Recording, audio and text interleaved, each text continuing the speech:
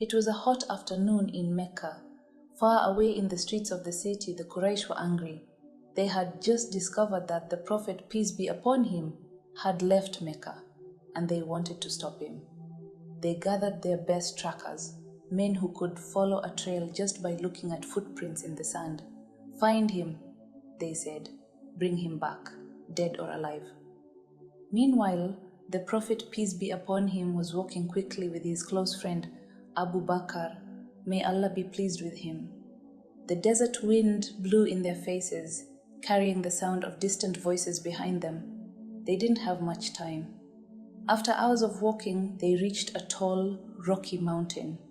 Its sides were sharp and steep, and near the top was a small, dark opening, the cave of Thawa. "Let's hide here," the Prophet said. Inside it was cool and quiet. The air smelled of earth and stone. They sat down on the ground, breathing softly, trying not to make a sound. But outside, the voices grew louder. The Quraysh were close. Abu Bakr's heart began to beat faster. He leaned towards the Prophet and whispered, "Ya Rasulallah, if they just look down at their feet, they will see us."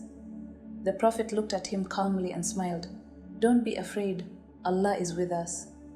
His voice was steady, full of trust.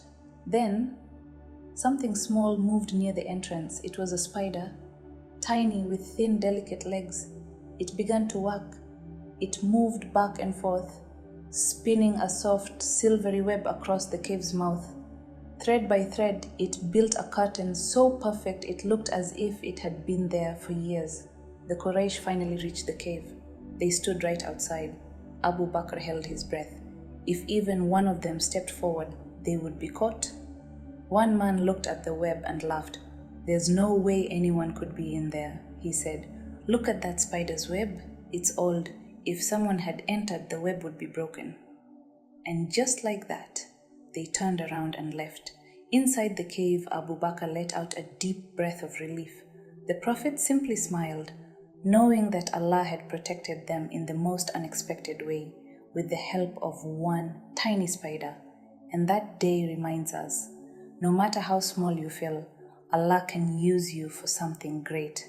And when Allah is protecting you, no enemy, no danger, and no plan against you can ever win.